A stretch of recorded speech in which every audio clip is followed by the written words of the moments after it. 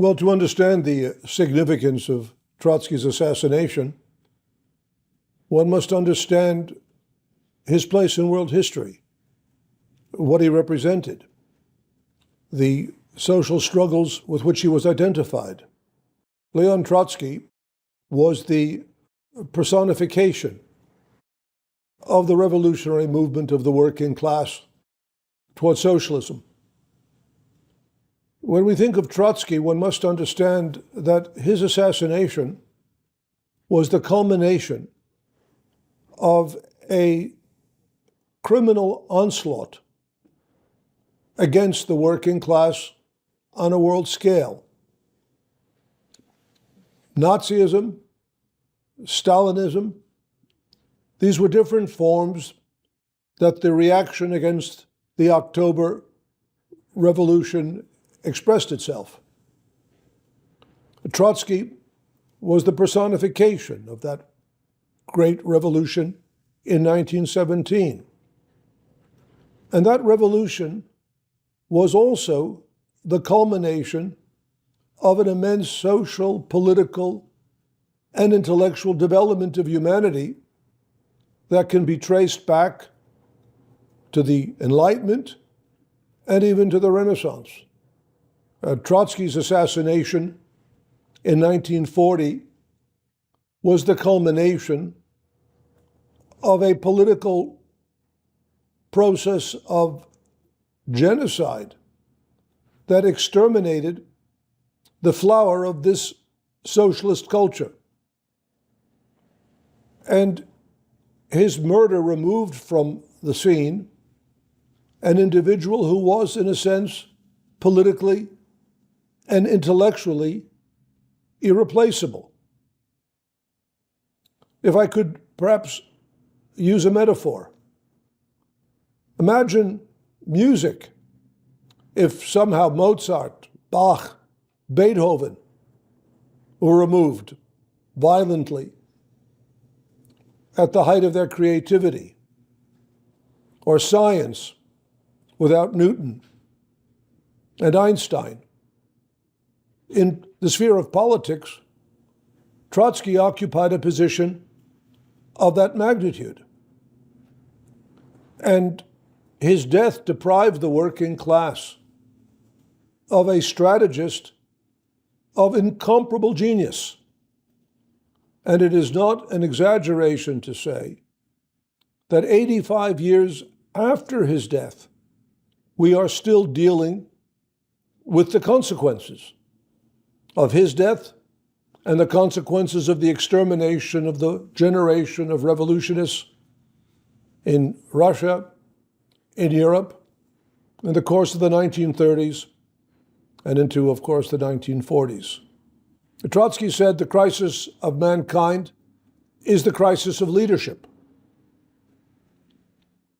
That crisis was a product of the destruction of the flower of the Bolshevik Revolution, the great Russian and European socialist culture that had its origins in the work of Marx and Engels. And so when we say that his murder was the most consequential political assassination of the past century, I mean it in this sense. The political reverberations of that assassination are with us to this day. In commemorating this assassination, we are recommitting ourselves to the building of the leadership that Trotsky, Lenin fought to build, and which proved itself in 1917 capable of rising to the demands of the crisis of capitalism. That is the best way I can explain what I meant when I wrote that Trotsky's assassination was the most consequential.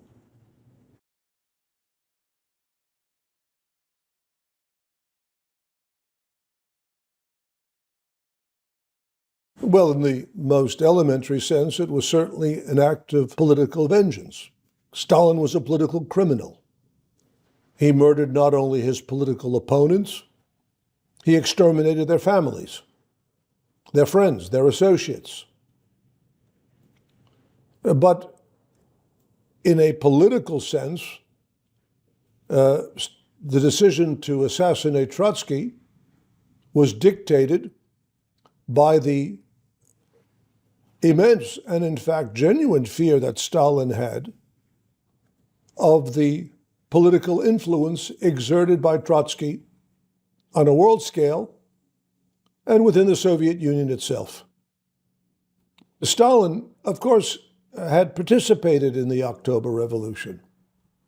He had experienced the impact of a crisis on the consciousness of the masses. And he understood very well from the experience of 1917, the Russian Revolution, which arose in the midst of World War I, that a crisis of similar dimension could produce a huge radicalization within the working class, in which the position of Trotsky would be profoundly transformed. He never believed that Trotsky was nothing more than an isolated and helpless exile. There are many petty bourgeois academics today who may write that, but that's not the political reality. Trotsky was killed in 1940. World War II had already begun. The catastrophe was unfolding. It was only a matter of time before the catastrophic consequences of Stalin's policies, his betrayals in Europe, in Germany, in France, in Spain, would become clear that he had opened the door to the Nazi invasion, the coming Nazi invasion of the Soviet Union. Stalin had gone through the experience of the October Revolution, and he understood that with the approach of war, the crisis that it would generate within the Soviet Union itself, particularly under conditions of looming disaster, all the repressed support for Trotsky could very suddenly emerge. After all, Trotsky still lived in the consciousness of the working class as the founder and leader of the Red Army, the brilliant strategist that had defeated the imperialist armies in the Civil War between 1918 and 1921.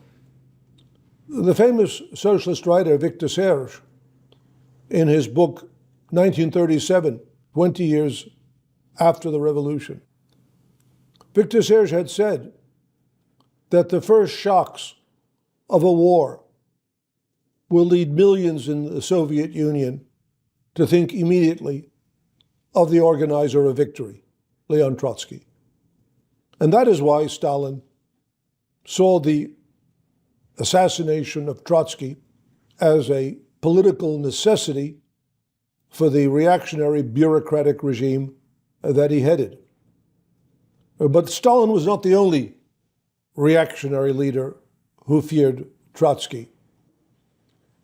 A very well-known discussion took place in 1940 between Hitler and the French ambassador Coulondre. And Coulondre said to Hitler, notwithstanding your military victories in France, has it not occurred to you that with the development of war, the real victor could prove to be Trotsky? Hitler reacted in shock. He said, I know, but why did you push me toward war? Why didn't you make compromises? Trotsky, reading of this discussion, as it was reported in a French newspaper, said, what these gentlemen fear, both of whom are representatives of barbarism, is the approach of revolution, and they give that revolution my name. The killing of Trotsky was a preventive response of Stalinism, the Stalinist regime, and of world reaction to the specter of socialist revolution. That's the real reason for Trotsky's assassination.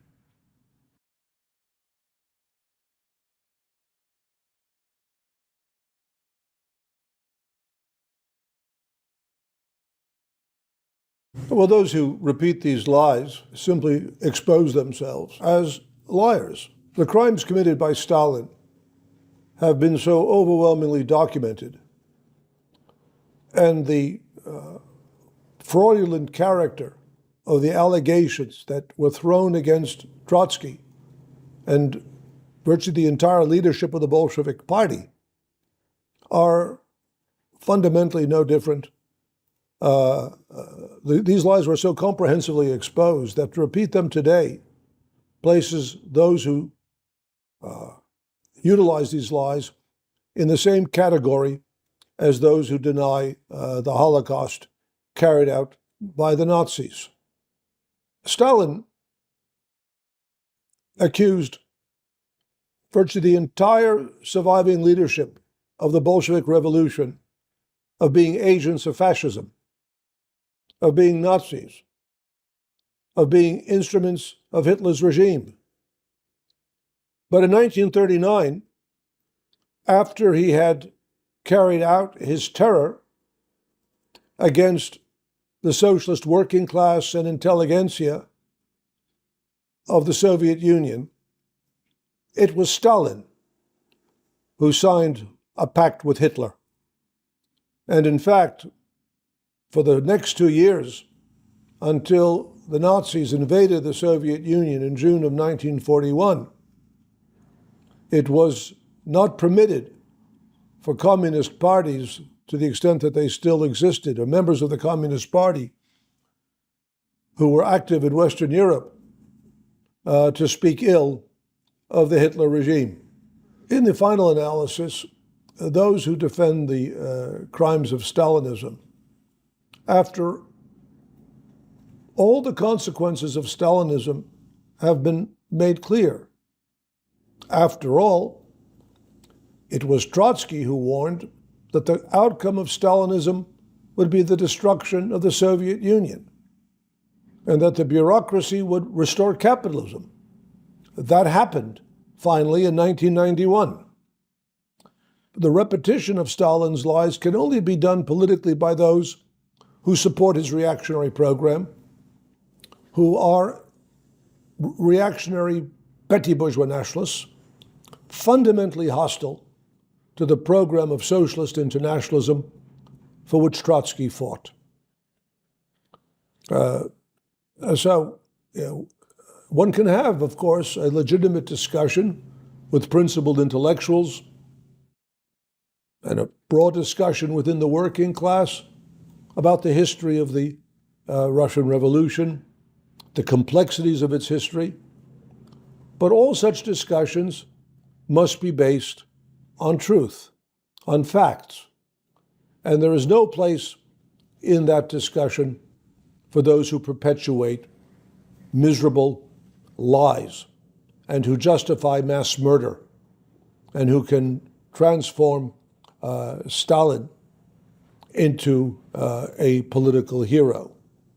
In fact, such people find themselves not in the camp of socialism, but in the camp of reactionary nationalism, and as a matter of fact, in the camp of Putin and the Russian nationalists who base themselves not on the October Revolution, but on the reactionary traditions of Tsarism, which were overthrown by the Russian working class in 1917.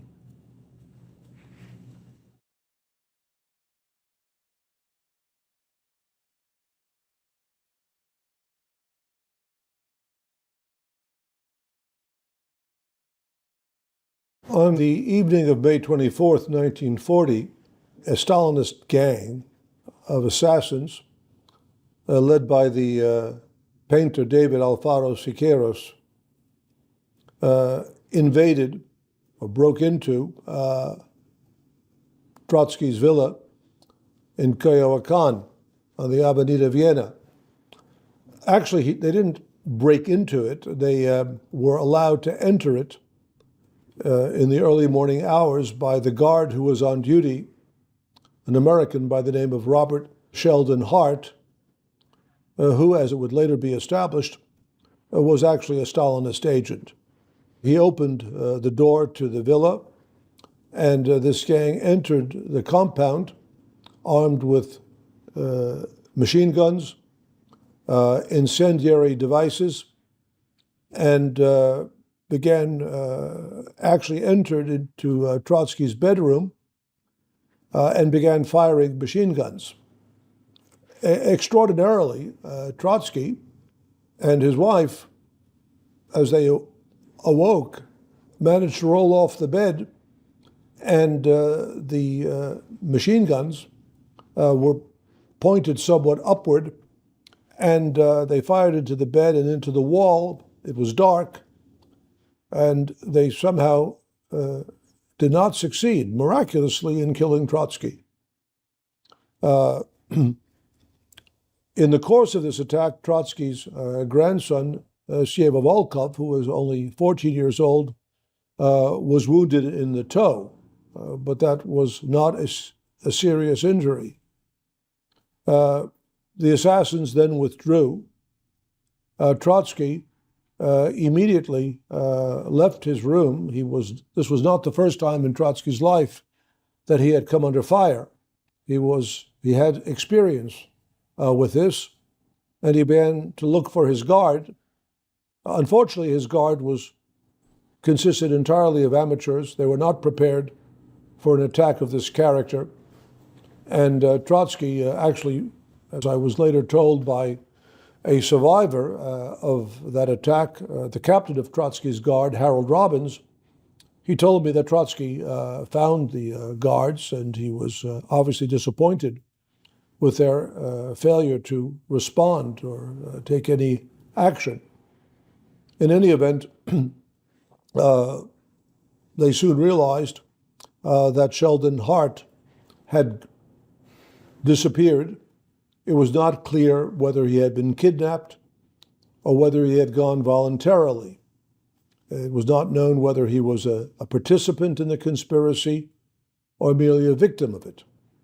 Not long after, his body would be found, and so, notwithstanding doubts about his role, the initial conclusion was that he was kidnapped and murdered.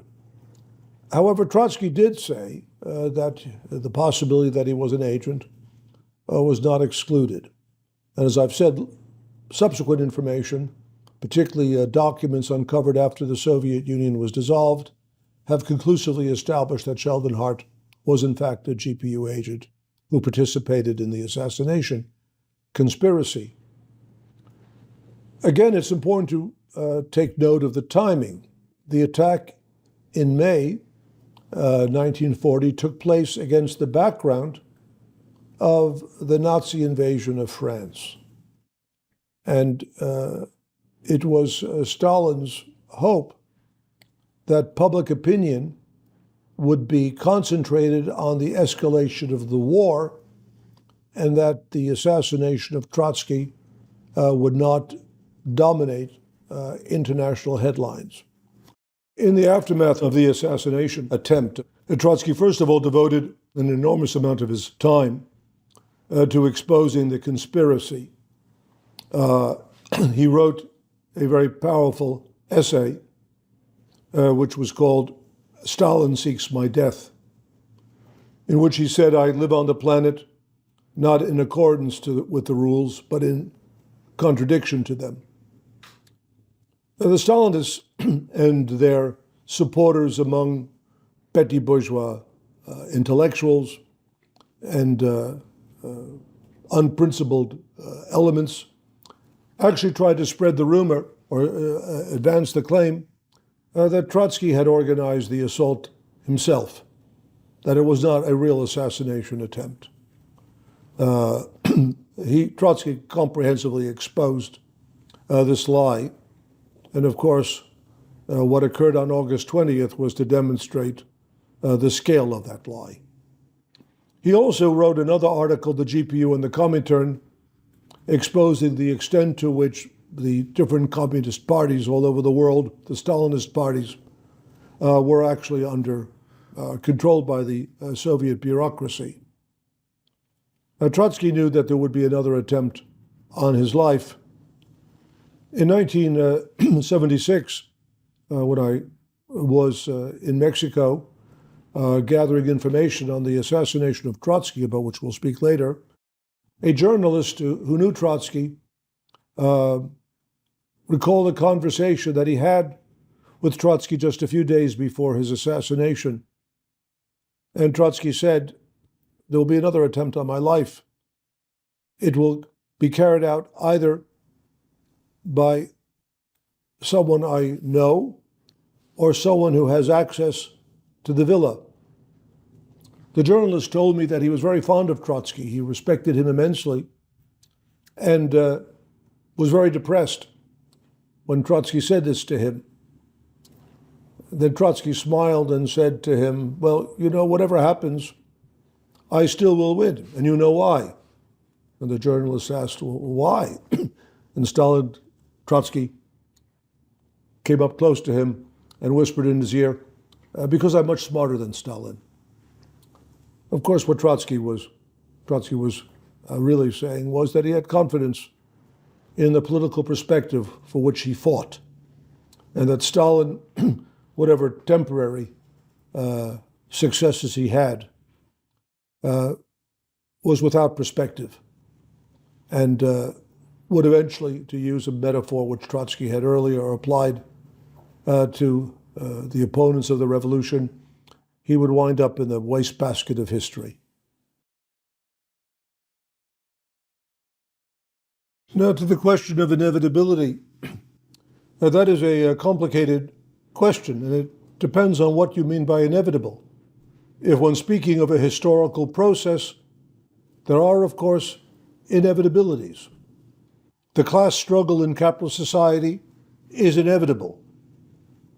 Revolution and counter-revolution arise inevitably out of the contradictions of that system.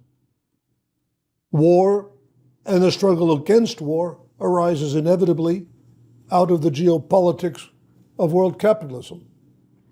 But if you're speaking of a specific event, then of course one has to use the term inevitability much more carefully. It was inevitable, as Trotsky had foreseen, that there would be an attempt on his life. It was inevitable that the Soviet bureaucracy would attempt to murder Trotsky. Was it inevitable that the attempt would succeed? No, it was not. It did not succeed on May 24th, 1940, and it was not inevitable that the attempt would succeed on August 20th, 1940. It succeeded because, to be blunt, a failure of even the most basic security. The assassin Ramon Mercader had been infiltrated into Trotsky's household by an agent. We'll speak about that, I think, somewhat later. And he arrived at the villa in Coyoacán on August 20th in the late afternoon. It was a sunny day, and he was carrying a raincoat. Trotsky had, in fact, met with Mercader only 3 days earlier and had expressed suspicion about this individual, and had even stated that he never wanted to see him again. But his guards did not respond to this. In particular, as we were later to discover, one of his principal secretary in Coyoacán, Joseph Hansen, was himself a Stalinist agent. But in any event, when Mercader arrived with a raincoat, he was not searched. In his raincoat, he was carrying an automatic gun, a alpenstock, and a knife. Had that raincoat been taken from him, the assassination would not have taken place. It was not, and he was allowed to enter Trotsky's study alone with Trotsky, and that is where the attack took place. So the assassination on that date was not inevitable. It could have been prevented, and there are lessons which have to be drawn from that experience. and we have sought to draw them. Political security is a very critical issue, and no political party that takes the question of the struggle against imperialist reaction seriously can ignore it. So it's important to understand that while an attempt on Trotsky's life was inevitable, its success was not inevitable. We are Marxists, not fatalists.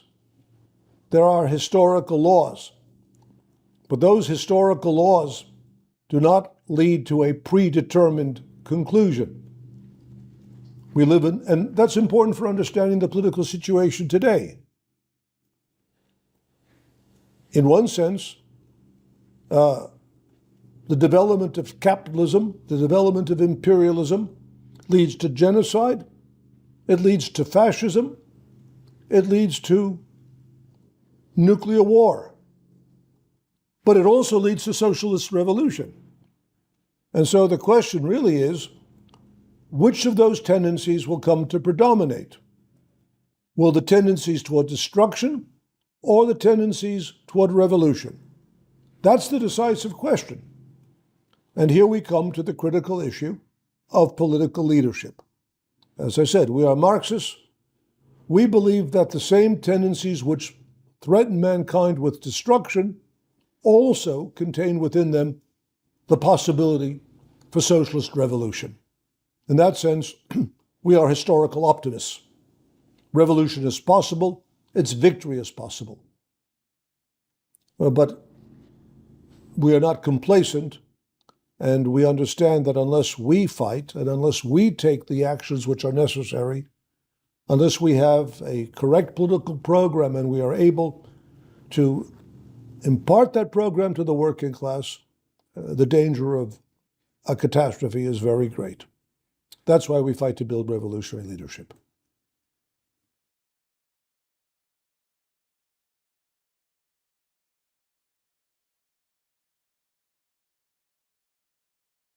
The great advantage of Marxism is that it approaches and analyzes objective reality scientifically and not impressionistically.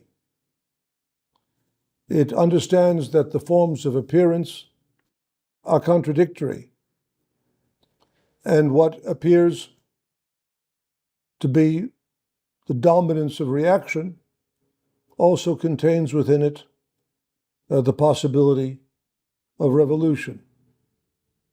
You mentioned the fact that it's true. When I joined the Trotskyist movement in 1971, it was a time when the Soviet Union was seen by many to be all-powerful. The communist parties numbered in the millions. And yet, their influence was based on false policies and proved to be unviable. All that has happened, whether it is the collapse of the Soviet Union, the restoration of capitalism in China, have confirmed the Trotskyist perspective. Our perspective has been a correct one. It correctly analyzed the objective situation. And while, yes, the initial beneficiaries of developments have been the forces of political reaction, other processes are underway. Revolutions don't occur because everything is going so splendidly and people decide they just would like to change things to have things a bit better than they are. I don't know whether it's an appropriate metaphor, but revolutions don't announce themselves like birthday parties where everybody receives an invitation. They're asked to come to a celebration of a birthday. Revolutions are always unexpected. They always appear to be impossible because they generally arrive at the point in which reaction, in a certain sense, has reached its most extreme stage of development. That was true in the France of 1789, and it certainly was true in the Russia of 1917. The world situation, which we presently live in, is again demonstrating the complete incapacity of capitalism to deal with the immense social, economic, ecological problems of our age. It is a system which, in every sense of the word, is bankrupt. No one can believe that nuclear war is a viable alternative to the problems of mankind, or that the use of genocide is going to be acceptable to the vast portions of humanity. Resistance is growing everywhere. But it's necessary for that resistance to interact with a correct political perspective. We are on the eve of the greatest revolutionary explosions in history. And I think the basis of optimism is to recognize the power of these objective tendencies. But as I said before, history does not give us revolution wrapped up as a birthday present. We have to extract from the objective situation its revolutionary potential and act upon it. That's the decisive question. I believe that the experiences through which masses of people have passed, they've witnessed the bankruptcy of social democracy, of Stalinism, of bourgeois nationalism. Now perhaps they'll recognize the need to return to the authentic theory and practice of social revolution, that they'll once again draw their lessons from Marx, from Engels, from Lenin, from Trotsky, and from its contemporary manifestation, the Marxism of the 21st century, Trotskyism, and the program of the International Committee of the Fourth International. I believe in that perspective, and that's why I and my comrades are immensely optimistic that the next period of development will see a huge shift by the working class towards social revolution. And I think perhaps not that distant, not so far in the future, we will hold another celebration on Büyükada'da, and it will be under conditions in which that perspective will be at a far more advanced stage of realization.